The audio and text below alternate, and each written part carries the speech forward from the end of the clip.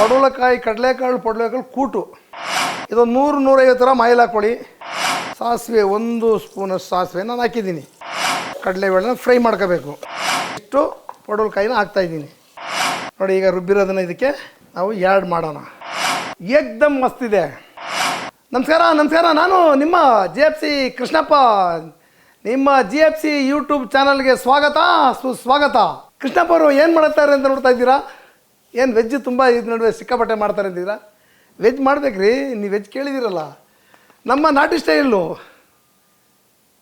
ಸಾಂಬಾರು ಪೌಡರಲ್ಲಿ ಏನೆಲ್ಲ ಮಾಡ್ಕೋಬೋದು ಅನ್ನೋದು ಮಾಡಿ ತೋರಿಸ್ತಾನೆ ಇರ್ತೀವಿ. ಇದರಲ್ಲಿ ಒಂದು 200 ಅಡುಗೆ ಮಾಡಿ ತೋರಿಸ್ತೀನಿ. ಈಗ ಸದ್ಯಕ್ಕೆ ಒಂದು 10-12 ಬರ್ತಾ ಇದೆ. ಎಲ್ಲ GFC ಚಾನಲಲ್ಲಿ ನಿಮ್ಗೆ ಅಪ್ಲೋಡ್ ಮಾಡಿರ್ತೀವಿ. ಯಾವ್ದು ಇಷ್ಟ ಬರ್ತದೆ ಅದನ್ನು ನೋಡಿಕೊಂಡು ಸುಮ್ಗೆ ನೀವು ಸಬ್ಸ್ಕ್ರೈಬ್ ಮಾಡಿಕೊಂಡು ನೋಡ್ತಾ ಇದ್ದರೆ ಎಲ್ಲ ಥರದ ವೆಜ್ ಅಡುಗೆನೂ ಬರ್ತದೆ, ಮಿಕ್ಸ್ ಜೊತೆಗೆ ನಾನ್ ವೆಜ್ಜು ಬರ್ತದೆ. ಎರಡೂ ಸಮವಾಗಿ ಮಾಡ್ಕೊಂಡು ಹೋಗ್ತಾ ಇರೋಣ. GFC ಮಸಾಲ ಅನ್ನೋದು ಒಂದು ಕಂಪ್ನಿಯಾಗಿ ಹೊರಹೊಮ್ಮಿದೆ. ಇಂಡಿಯಾದಲ್ಲೇ ಫಸ್ಟ್ ಪ್ಲೇಸ್ ಇದ್ದೀನಿ GFC ಕಬಾಬ್ ಪೌಡ್ರಲ್ಲಿ. ಇಂಡಿಯಾದಲ್ಲೇ first place. Garam masala first place, all-round ಗರಂ ಮಸಾಲನಲ್ಲಿ. ಸಾಂಬಾರು ಪೌಡ್ರಲ್ಲೂ ಫಸ್ಟ್ ಪ್ಲೇಸಿಗೆ ನೀವು ತಗೊಂಡೋಗ್ತೀರಾ ನನ್ನ ಅಭಿಲಾಷೆ ಖಂಡಿತ ಇದೆ. ನೀವು ಮಾಡೇ ಮಾಡ್ತೀರಾ. ಇತ್ತೀಚೆಗೆ ತುಂಬ ಜನ ಇಷ್ಟಪಟ್ಟು ನಮ್ಮ ತಗೊಳ್ತಾ ಇದ್ದೀರಿ. ಅಮೆಝಾನಲ್ಲಿ ಸಿಗುತ್ತೆ, ತಗೊಳ್ಳಿ. ಅಮೆಝಾನಲ್ಲಿ ಸ್ಕೀಮ್ ಬಿಟ್ಟಿದ್ದೀವಿ. ಅದಲ್ಲದೆ ನಮ್ಮ ಹತ್ರ ತಗೋಬೇಕು ಅಂದರೆ ನಮಗೆ ದುಡ್ಡು ಹಾಕಿ 650 ರೂಪಾಯಿ MRP GFC ಮಸಾಲ 6 ಥರ ಮಸಾಲ ಬರುತ್ತೆ. 200 ರೂಪಾಯಿ ಡಿಸ್ಕೌಂಟ್ ಕೊಡ್ತಾಯಿದ್ದೀವಿ, ಸ್ಪೆಷಲ್ ಆಫರು. ಇದು ಇನ್ನೂ 6 ತಿಂಗಳ ಕಾಲ ನಡೀತಾನೆ ಇರುತ್ತೆ. ನೀವು 450 ರೂಪಾಯಿ ದುಡ್ಡು ಹಾಕ್ಬಿಟ್ಟು ನಿಮ್ಮ ಅಡ್ರೆಸ್ಗೆ ನೀವು ಯೂಟ್ಯೂಬಲ್ಲಿ ನೋಡಿ, ಅಡ್ರೆಸ್ನ ವಾಟ್ಸಪ್ ಮಾಡಿರಿ, ನಿಮ್ಮ ಮನೆ ಬಾಗಿಲಿಗೆ ಕೊರಿಯರ್ ಸಮೇತ ಕಳಿಸ್ತೀವಿ. ಅದನ್ನು ನೋಡ್ಕೊಂಡು ಮಾಡ್ತಾ ಇರ್ಬೋದು. ಇವತ್ತೇನು ಅಡುಗೆ ಮಾಡ್ತಾರೆ ಅಂತ ನೋಡ್ತಾ ಇದ್ದೀರಾ? ಪಡವಲಕಾಯಿ, ಕಡಲೆಕಾಳು, ಪಡವಲಕಾಳು ಕೂಟು ಮಾಡಿ ತೋರಿಸ್ತಾ ಇದ್ದೀನಿ. ನಿಮಗೆ ಪೂರಿ ಜೊತೆ ಆಗ್ಬೋದು, ಇಡ್ಲಿ ಜೊತೆ ಆಗ್ಬೋದು, ಚಪಾತಿ, ಅಕ್ಕಿ ರೊಟ್ಟಿ, ಯಾವ್ದು ಬೇಕಾದ್ರೆ ಆಗ್ಬೋದು. ನೀವು ಮನೇಲಿ ನೋಡಿರ್ತೀರ ಕೆಲವು ಹಾಗೆ ಸೈಡ್ ಡಿಶ್ ಆಗಿ ಬಡಿಸ್ತಾರೆ. ಅದನ್ನು ಸಿಂಪಲ್ಲಾಗಿ ಒಂದು ಸೈಡ್ ಡಿಶ್ ಆಗಿ ಪಡವಲಕಾಯಿ ಕೂಟನ್ನ ಬಡಿಸ್ತಾರೆ. ಕಡಲೆಕಾಳು, ಪಡವಲಕಾಯಿ ತುಂಬ ಕಾಂಬಿನೇಷನ್. ಅದು ತುಂಬ ಅಂದರೆ ತುಂಬ. ಈಗ ಬೀಜ ತೆಗೆದು ಮಾಡಿದ್ದೀವಿ. ಇದೆಲ್ಲ ನೋಡ್ಕೊಂಡು ನೋಡಿದ್ದೀರಾ. ಬೇರೆ ಕಾಯಿ ತೆಗೆದು ಜೊತೆಗೆ ಬೀಜನೂ ಹಾಕಿ ಮಾಡಿ ತುಂಬ ಚೆನ್ನಾಗಿ ಬರುತ್ತೆ. ತೆಂಗಿನ ಕೊಬ್ಬರಿ ಇದ್ದಂಗೆ ಇರುತ್ತೆ. ಅದು ಸಾಂಬಾರಲ್ಲಿ ಮಾಡಿ ತೋರಿಸೋಣ. ಸ್ವಲ್ಪ ಬೀಜ ಸಮೇತ ಇದ್ದರೆ ಸಾಂಬಾರಲ್ಲಿದ್ದರೆ ಇನ್ನೂ ಚೆನ್ನಾಗಿರುತ್ತೆ. ಅದು ಬಾಯಿ ನೆಂಚ್ಕೊಳ್ಳೋಕ್ಕೆ ಕಾಯಿ ಥರ, ತೆಂಗಿನಕಾಯಿ ಥರ ಸಿಗ್ತಾ ಇರುತ್ತೆ. ನೆಕ್ಸ್ಟ್ ಇದು ಸಾಂಬಾರು ಮಾಡಿ ತೋರಿಸೋಣ, ಅವಾಗ ತೋರಿಸೋಣ. ಇವಾಗ ಒಂದು ಕೂಟು ಥರ ಮಾಡಿ ತೋರಿಸ್ತಾ ಇದ್ದೀನಿ. ತುಂಬ ಹೊತ್ತು ಕಾಯಿಸೋದು ಬೇಡ, ಬನ್ನಿ ಪಟ್ ಅಂತ ಮಾಡಿ ತೋರಿಸಿ. ಮಧ್ಯಾಹ್ನ ಯಜಮಾನರು ಊಟಕ್ಕೆ ಬರ್ತಾರೆ. ನೀವು ರೆಡಿಯಾಗಿ ಅಡುಗೆ ಮಾಡಿ ಮನೇಲಿ ಇಟ್ಬಿಡಿ ಪಟ್ ಅಂತ. ನಾವು ಅಡುಗೆ ಮಾಡೋಂಥ ಪದಾರ್ಥಗಳು ನೀವು ನೋಡಿದ್ದೀರಿ. ಮನೆಯಲ್ಲಿ ಇರತಕ್ಕಂಥದ್ದು ಮಾತ್ರ ನಾವು ತಗೊಂಡು ಅಡುಗೆ ಮಾಡೋದು. ಅದರಲ್ಲಿ ನಮ್ಮ ಸಾಂಬಾರು ಪೌಡ್ರ್ ಒಂದಿದ್ರೆ ಸಾಕು. ಇದೊಂದು 100-150 ಗ್ರಾಮ್ ಆಯಿಲ್ ಹಾಕ್ಕೊಳ್ಳಿ. ನಿಮ್ಗೆ ಎಣ್ಣೆ ಹಾಕ್ಕೊಳ್ಳಿ, 150 ಗ್ರಾಮ್ ಅಷ್ಟು ಎಣ್ಣೆ. ಚೆನ್ನಾಗಿ ಎಣ್ಣೆ ಕಾಯಲಿ ಸ್ವಲ್ಪ. ಹಸಿ ಎಣ್ಣೆಗೆ ಯಾವತ್ತೂ ಹಾಕಬೇಡಿ. ಗಂಟಲು ನೋವು ಅದು ಇದು ಬರ್ತದೆ ಅಂತ ಹೇಳಿದ್ರೆ ತಕ್ಷಣ ಎಣ್ಣೆನೇ ಕಾಯ್ದಲ್ಲೇ ಎಷ್ಟೋ ಜನ ಹಂಗೆ ಹಾಕ್ಬಿಡ್ತಾರೆ. ಆಮೇಲೆ ಏನಾರ ಸಾಲ್ಟೇಜ್ ಆಯಿತು ಅಂದಾಗ ಮಧ್ಯದಲ್ಲಿ ಎಣ್ಣೆ ಹಾಕ್ಬಿಡ್ತಾರೆ. ಅದೆಲ್ಲ ಮಾಡೋಕ್ಕೋಗ್ಬೇಡಿ ದಯವಿಟ್ಟು. ಅಡುಗೆಗೆ ನೀವು ಎಷ್ಟು ಬೇಕು ಅಂತ ಹೇಳ್ತೀರೋ ಅಷ್ಟು ಆಯಿಲ್ನ ಫಸ್ಟೇ ಹಾಕ್ಕೊಂಡು ಚೆನ್ನಾಗಿ ಕಾಯಿಸಬೇಕು. ಹಸಿ ಎಣ್ಣೆ ತಿಂದ್ರೂ ಗಂಟಲು ನೋವು ಇಂಥವು ಬರೋವಂಥ ಚಾನ್ಸ್ ಇರ್ತೈತೆ. ಅದಕ್ಕೆ ಅದೊಂದು ಕಿವಿ ಮಾತು ಅಷ್ಟೇ. ಒಂದು ನಮ್ಮ ಕೈಲಿ ತಿಳಿದಿದ್ದನ್ನ ನಿಮಗೆ ನಾವು ತಿಳ್ಪಡಿಸೋದು ನಮ್ಮ ಕೆಲಸ. ಎಣ್ಣೆ ಯಾವತ್ತೂ ಯಾವುದೇ ಅಡುಗೆಗೆ ಕಾದಿರಬೇಕು. ಕಾದಿದ್ರೆ ಮಾತ್ರ ಅದು ಸೂಪರಾಗಿರುತ್ತೆ. ನೀವು ಸಾಸಿವೆ 1 ಸ್ಪೂನಷ್ಟು ಸಾಸಿವೆ ನಾನು ಹಾಕಿದ್ದೀನಿ. ಸಾಸಿವೆ ಯಾವತ್ತೂ ಸ್ವಲ್ಪ ಸಿಡಿಲಿ. ಸಿಡಿದ ತಕ್ಷಣ ನೀವು ಕರಿಬೇವಿನ ಸೊಪ್ಪು ಹಾಕಿ ಪಟ್ ಅಂತ. ಕರಿಬೇವಿನ ಸೊಪ್ಪು ಆಗಿದ ತಕ್ಷಣ ಈರುಳ್ಳಿ ಹಾಕ್ಕೊಳ್ಳಿ. ಈರುಳ್ಳಿ ಕಾವು ಸ್ವಲ್ಪ ಕಮ್ಮಿ ಇಟ್ಕೊಂಡು ಮಾಡಿ ಕೆಲಸ. ಯಾವಾಗಲೂ ಯಾವುದೇ ಅಡುಗೆ ಮಾಡುವಾಗ ಯಾವುದೇ ಕಾರಣಕ್ಕೂ ಅಡುಗೆ ಸಿದೋಗಬಾರ್ದು. ಆ ಥರ ಜವಾಬ್ದಾರಿಯಿಂದ ಮುತುವರ್ಜಿ ವಹಿಸಿ ಮಾಡಬೇಕು. ಅಡುಗೆ ಮಾಡೋಕ್ಕೆ ಮುಂಚೆ ನೀವೇನು ಅಡುಗೆ ಕಾರ್ಯಕ್ರಮಕ್ಕೆ ಏನು ಬಳಸಬೇಕು ಅಂತ ಇಡ್ತಿರೋ ಪದಾರ್ಥ ಪ್ರತಿಯೊಂದು ನಿಮ್ಮ ಟೇಬಲ್ ಮೇಲೆ ರೆಡಿ ಇರಬೇಕು. ಅಡುಗೆ ಮನೆ ಮುಂದೆ ರೆಡಿ ಇರಬೇಕು. ಈರುಳ್ಳಿ ಹಾಕೋದು, ಒಳಗೆ ಶುಂಠಿ ರುಬ್ಬಕ್ಕೆ ಹೋಗೋದು, ಶುಂಠಿ ಹಾಕೋದು, ನೀವು ರುಬ್ಬಕ್ಕೆ ಹೋಗೋದು, ಆ ಥರ ಯಾವ ಕೆಲಸನೂ ಮಾಡಬೇಡಿ. ಫಸ್ಟು ನೀವು ಎಲ್ಲನೂ ಪ್ರತಿಯೊಂದೂ ಟೇಬಲ್ ಮೇಲೆ ತಂದು ಇಟ್ಕೊಂಡು ಅಡುಗೆ ಮಾಡೋದು ದಯವಿಟ್ಟು ಮರಿಬೇಡ್ದು. ಶುಂಠಿ ಬೆಳ್ಳುಳ್ಳಿ ಪೇಸ್ಟು 1 ಸ್ಪೂನ್ ಹಾಕ್ಕೊಳ್ಳಿ. ಟೇಸ್ಟಾಗಿರಲಿ ಸ್ವಲ್ಪ. ಇದು ಶುಂಠಿ ಬೆಳ್ಳುಳ್ಳಿ ಟೇಸ್ಟಾಗಿರುತ್ತೆ, ಚೆನ್ನಾಗಿ ಟೇಸ್ಟಾಗಿರ್ತದೆ. ಶುಂಠಿ ಬೆಳ್ಳುಳ್ಳಿ ಪೇಸ್ಟು ಫ್ರೈ ಆದ ತಕ್ಷಣ ಒಂದು ಸ್ವಲ್ಪ ಅರಿಶಿನ ಪುಡಿ ಹಾಕ್ಕೊಳ್ಳಿ, ತುಂಬ ಬೇಡ ಕಹಿ ಬಂದ್ಬಿಡುತ್ತೆ. ಒಂದಷ್ಟು ನಾವಿಲ್ಲಿ ಕಪ್ಪಲ್ಲಿ ಮಡಗಿ ತೋರಿಸಿಲ್ಲ, ಯಾಕೆಂದರೆ ಮನೆಯಲ್ಲಿ ಹೀಗೆ ಮಾಡ್ಬೇಕು. ನೀವು ಕಪ್ಪಿಗೆ ಹಾಕೋಬೇಡ್ದು, ಒಂದು ಡಬ್ಬಲ್ಲಿ ಹಾಕ್ಕೊಂಡಿರ್ತೀರಿ, ತಕ್ಷಣ ಹಾಕ್ಬಿಟ್ಟು ಅಲ್ಲೇ ಮಾಡಿಬಿಡಿ, ಎಲ್ಲಿ ಇರಿಸಿದ್ರೋ ಅಲ್ಲ ಅದನ್ನು ಇರಿಸ್ಬಿಡಿ ಆರಾಮಾಗಿ. ಚೆನ್ನಾಗಿ ಫ್ರೈ ಆಗಲಿ. ಯಾಕೆಂದರೆ ಇದು ಕಡಲೆಕಾಳನ್ನ ಕೂಟು ಅಂತ ಹೇಳಿದ್ದೀವಿ. ಕೂಟು ಅಂತಂದರೆ ಏನು ಇರಬೇಕು, ಅದಕ್ಕೆ ಗಟ್ಟಿಯಾಗಿ ಗೊಜ್ಜು ಥರ ಇರಬೇಕು, ಸಾಂಬಾರು ಥರ ತೆಳು ಥರ ಇರಬಾರ್ದು. ಕೂಟಿಗೆ ಏನು ಮಾಡಬೇಕು ಅಂದರೆ ನೀವು ಎಲ್ಲನೂ ಚೆನ್ನಾಗಿ ಫ್ರೈ ಮಾಡ್ಕೋಬೇಕು. ಚೆನ್ನಾಗಿ ಫ್ರೈ ಮಾಡಿಕೊಂಡ್ರೆ ಅದು ಅದ್ಭುತವಾಗಿ ಟೇಸ್ಟ್ ಬರುತ್ತೆ. ಗಮ್ಮನ್ನಂಗೆ ಶುಂಠಿ ಬೆಳ್ಳುಳ್ಳಿ ಅರಿಶಿನ ಪುಡಿ ಹಾಕಿದಾಗ ಅದೊಂದು ಪರಿಮಳ ಬರಬೇಕು. ನೀವು ಹಸಿ ವಾಸನೆ ಹೋಗಿ ಗಮ್ಮನ್ನುವ ಪರಿಮಳ ಬಂದರೆ ನಿಮಗೂ ಅದು ತುಂಬ ಹೊತ್ತು ಬಾಳಿಕೆ ಬರುತ್ತೆ ಅಂತ ಲೆಕ್ಕ. ನೀವು ಬೆಳಗಿಂದ ಸಂಜೆವರೆಗೆ ಇಟ್ಟರು ಬೇಗ ಅಳಿಸೋಗಲ್ಲ. ಕೆಲವು ಟೈಮಲ್ಲಿ ನಾವು ಮಾಡುವ ಅಡುಗೆನಲ್ಲೇ ಅಳಿಸೋಗೋದು ಸಂಭವ ಇರ್ತದೆ. ಯಾಕೆಂದರೆ ಅರ್ಧಂಬರ್ಧ ಫ್ರೈ ಮಾಡಿಬಿಡ್ತಾರೆ.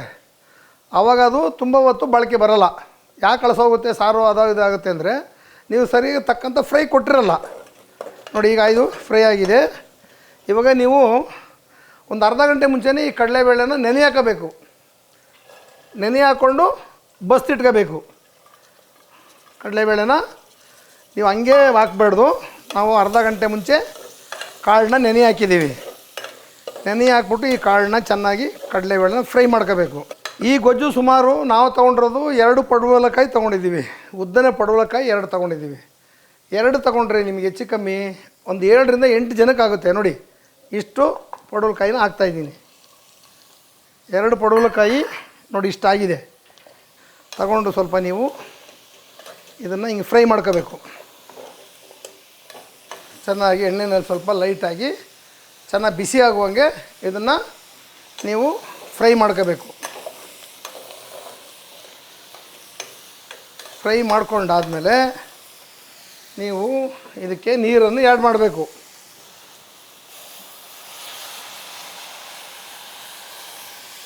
ಎಲ್ಲ ಫ್ರೈ ಆಯಿತು. ಈಗ ನೀವು ತಳ ಸ್ವಲ್ಪ ಹಿಡ್ದಿರುತ್ತೆ ಶುಂಠಿ ಬೆಳ್ಳುಳ್ಳಿ ಹಾಕಿದಾಗ, ಆ ತಳ ಬಿಡಿಸೋವರೆಗೂ ನೀವು ನೀಟಾಗಿ ಇದನ್ನು ಫ್ರೈ ಮಾಡಿಕೊಂಡು ಇದಕ್ಕೆ 1 ಸ್ಪೂನು ಸಾಲ್ಟ್ ಹಾಕಬೇಕು ನೀವು. ಆಮೇಲೆ ನೀವು ಹಾಕ್ಕೊಳ್ಳೋಣ ಸಾಲ್ಟ್ ಎಷ್ಟು ಬೇಕು ಆಮೇಲೆ ನೋಡಿಕೊಂಡು ಈ ಥರ ಊಟ ಸ್ಪೂನಲ್ಲಿ 1 ಸ್ಪೂನು ಸಾಲ್ಟ್ ಹಾಕ್ಬಿಡಿ. ನೋಡಿ ಕೆಳಗಡೆ ನೀವು ಫ್ರೈ ಆಗಿರೋ ಶುಂಠಿ ಬೆಳ್ಳುಳ್ಳಿ ಪೇಸ್ಟ್ ಎಲ್ಲ ಬಿಟ್ಕೊಂತೀಗ. ಬಿಟ್ಕೊಂಡಾದ್ಮೇಲೆ ಏನು ಮಾಡಬೇಕು ನೀವು ಇದನ್ನು ಸ್ವಲ್ಪ ಬಿಸಿ ಬರೋವರೆಗೂ ಇರಬೇಕು. ಸ್ವಲ್ಪ ಬಿಸಿ ಬಂದ ತಕ್ಷಣ 2 ವಿಸಲ್ ಹೊಡೆಸ್ಕೋಬೇಕು. ಯಾಕೆ 2 ವಿಸಲ್ ಹೊಡೆಸ್ಬೇಕು ಅಂತ ಹೇಳ್ತೀವಿ ಅಂದರೆ ಕಡಲೆಕಾಳು ಇರೋದ್ರಿಂದ ಅದು ಬೇಗ ಬೇಯಲ್ಲ.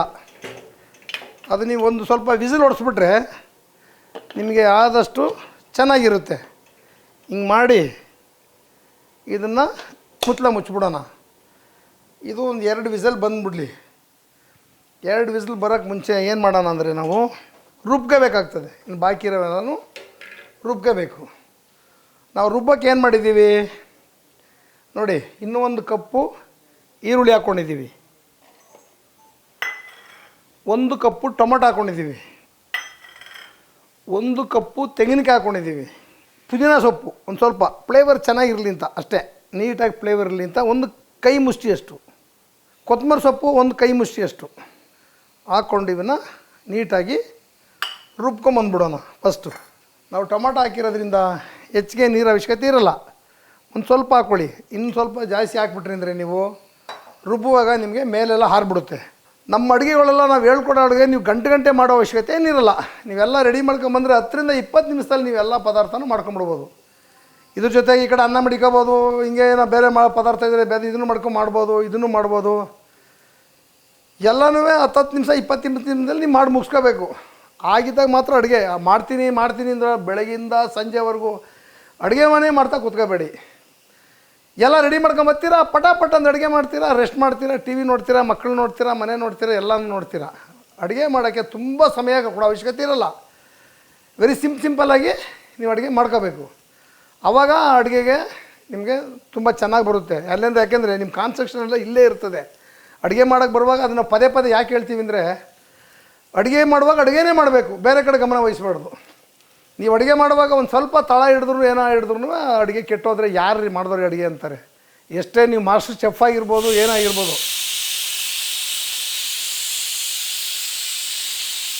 ಒಂದು ವಿಸಲ್ ಬಂದಿದೆ, ಇನ್ನೊಂದು ವಿಸಲ್ ಬರಬೇಕು.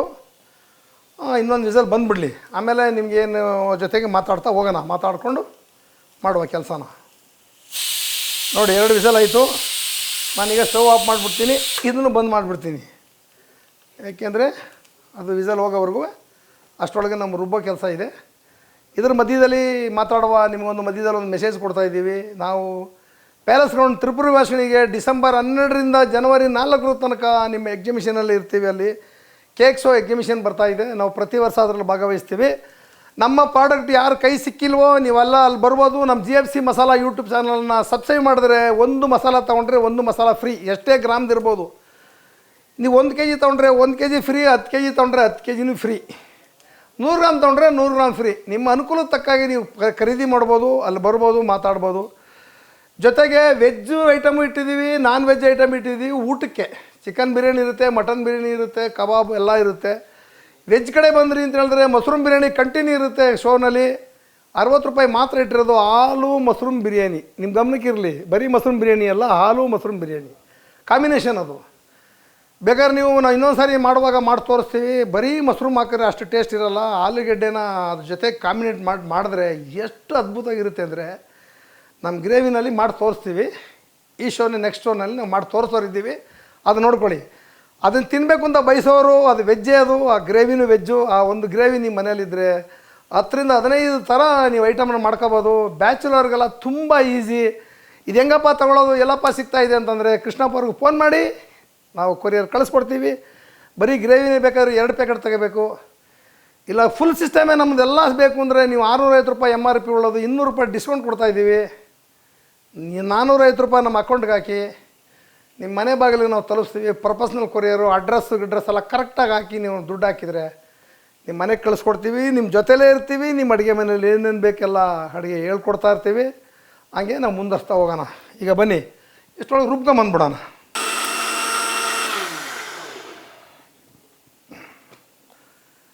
ಈಗ ನೈಸಾಗಿ ರುಬ್ಬಿದೆ. ಅದರೊಳಗೆ ಇನ್ನು ಸ್ವಲ್ಪ ನೀರನ್ನು ಆ್ಯಡ್ ಮಾಡೋಣ. ಲೈಟಾಗಿ ಆ್ಯಡ್ ಮಾಡಿಬಿಟ್ಟು ನಿಮ್ಗೆ ಹೇಳಿದ್ದೀನಿ, ನಾಟಿ ಸ್ಟೈಲ್ನ ನಾಗಮಂಗಲ ನಾಟಿ ಸ್ಟೈಲ್ ಸಾಂಬಾರು ಪೌಡ್ರ್ ಇದು. ಇದರಲ್ಲಿ ನೀವು ಏನು ಬೇಕಾದ್ರೂ ಮಾಡ್ಬೋದು. ಇದ್ರ ಜೊತೆಗೆ ಒಂದು 2 ಸ್ಪೂನ್ ಅಷ್ಟೇ, 2 ಸ್ಪೂನ್ ಹಾಕಿ ಇನ್ನೊಂದು ಸರಿ ಮಿಕ್ಸಿ ಮುಚ್ಚಿ ಇನ್ನೊಂದು ಸರಿ ಹಿಂಗೆ ಮುಚ್ಚಿಬಿಟ್ಟು ಟೈಟಾಗಿ ಇಟ್ಕೋಬೇಕು. ಆರಿಸ್ಕೊಂಬಿಟ್ಟಿರ ನೋಡಿ. ನೈಸಾಗಿ ರುಬ್ಬಿ ತಗೊಂಡು, ಇನ್ನು ಇದು ಪ್ರೆಷರ್ ಹೋಗಿಲ್ಲ, ಇದು ಯಾವತ್ತೂ ವಿಸಲ್ಲು ಕೆಳಗಡೆ ಹೋಗ್ಬೇಕು. ಈ ಕುಕ್ಕರಲ್ಲಿ ಹೊಸ ಸಿಸ್ಟಮ್ ಥರ ಮಾಡಿದ್ದಾರೆ ಈ ಕುಕ್ಕರ್ನ. ಪ್ರೊಸೀಜರು ನಿಮ್ಗೆ ಏರು ಹೋದಾಗ ಗೊತ್ತಾಗ್ತದೆ. ಈ ಬಟನ್ನು ಕೆಳಕ್ಕೆ ಹೋಗಿರುತ್ತೆ ನೋಡಿ, ಇನ್ನೂ ಮೇಲೆ ಕೆಳಕ್ಕೆ ಹೋಗಿಲ್ಲ. ಒಂದು 2 ನಿಮಿಷ ವೆಯ್ಟ್ ಮಾಡಿ ತೆಗೆದ ತಕ್ಷಣ ಇದನ್ನು ನಮ್ಮ ಮಸಾಲೆ ಆ್ಯಡ್ ಮಾಡಿ ಇನ್ನೊಂದು ಸಾರಿ ಚೆನ್ನಾಗಿ ಕುದಿಸ್ಬಿಟ್ರೆ ನೀವು ಪಡವಲಕಾಯಿ ಕುರ್ಮಾ ರೆಡಿ ಇರ್ತದೆ. ಈಗ ನಿಮಗೆ ಪ್ರೆಷರ್ ಹೋಗಿದೆ ನೋಡಿ, ಇದು ಪ್ರೆಷರ್ ಹೋದಾಗ ಅದೇ ಹೇಳ್ಬಿಡುತ್ತೆ ಪ್ರೆಷರ್ ನಾನು ಹೋಗಿದ್ದೀನಿ ಅಂತೇಳಿ. ತೆಗಿಬಿಡುವ ಪ್ರೆಷರು. ಪ್ರೆಷರ್ ಹೋಗಿದೆ ನೋಡಿ. ಚೆನ್ನಾಗಿ ಕಾಳು ಕೂಡ ಚೆನ್ನಾಗಿ ಬೆಂದಿದೆ. ಒಂದು ರೌಂಡ್ ತಿರುಗಿಸ್ಕೊಡಿ.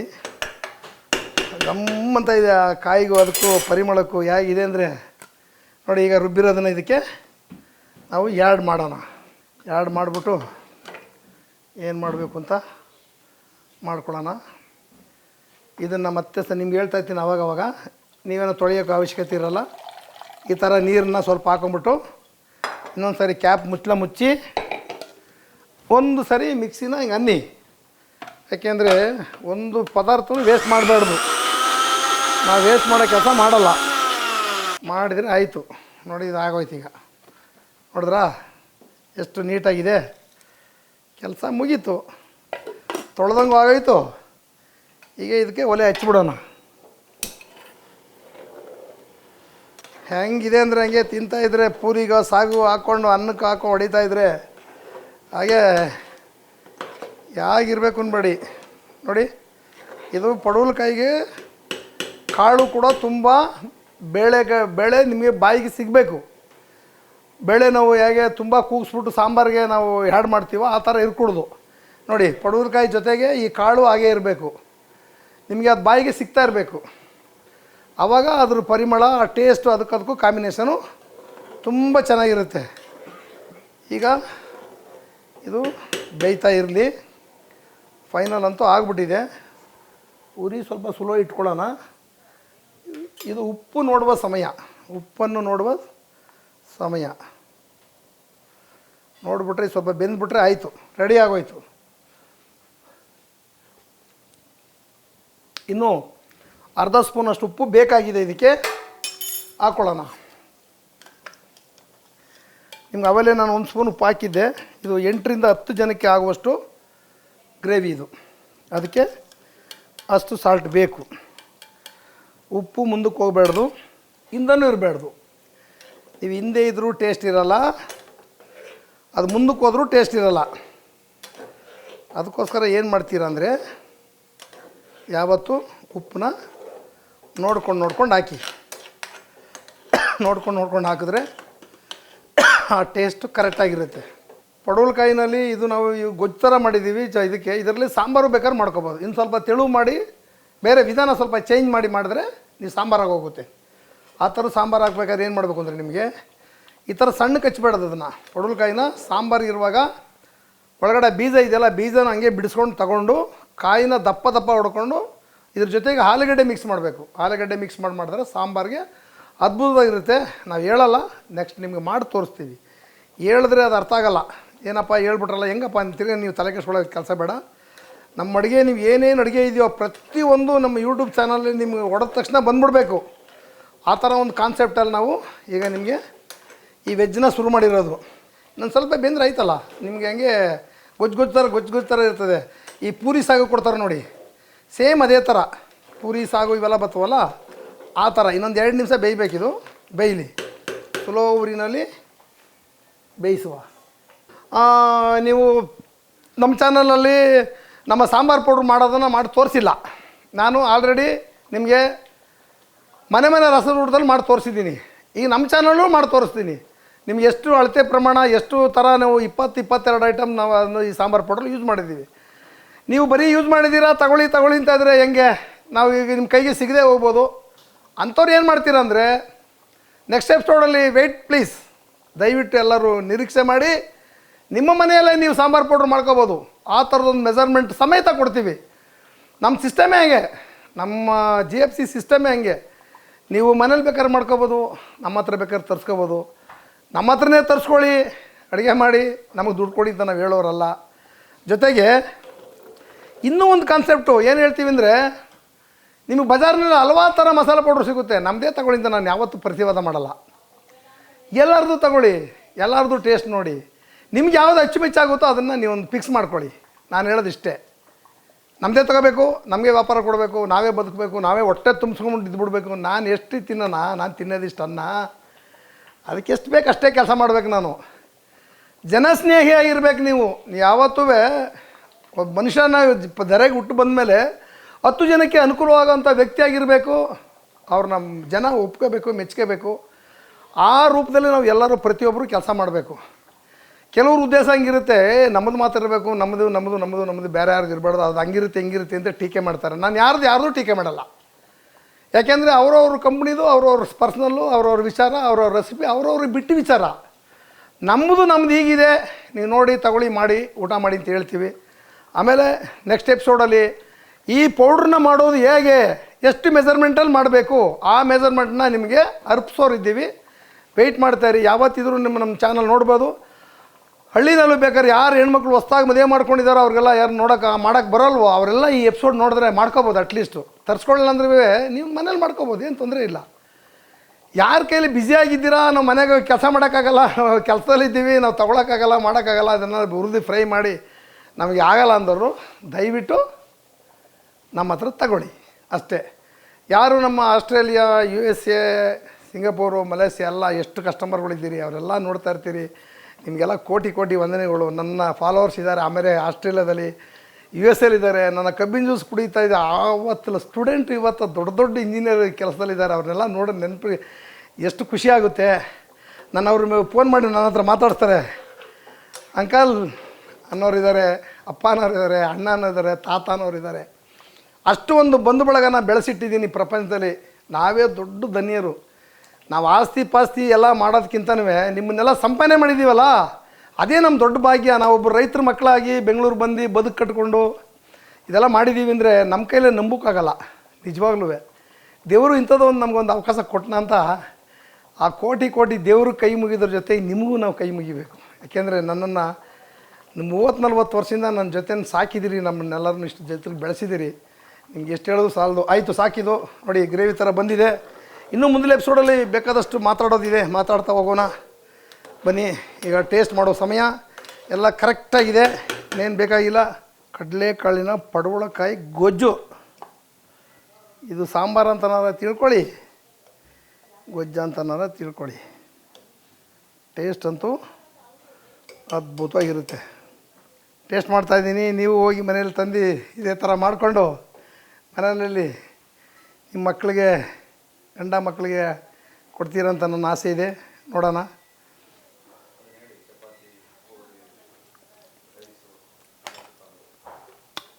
ಏನು ಹೇಳೋದು ಇದಕ್ಕೆ, ಏನು ಹೇಳೋ ಮಾತೇ ಇಲ್ಲ.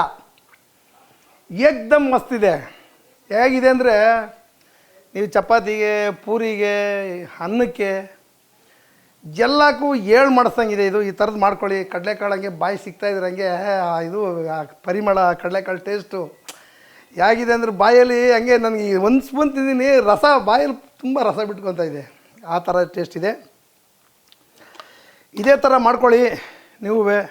GFC ಮಸಾಲೆಯಲ್ಲಿ ಅಡುಗೆ ಮಾಡಿ ತಿಂತಾಯಿದ್ರೆ ವಾರೆ ವಾಹ್ ಅಂತೀರ.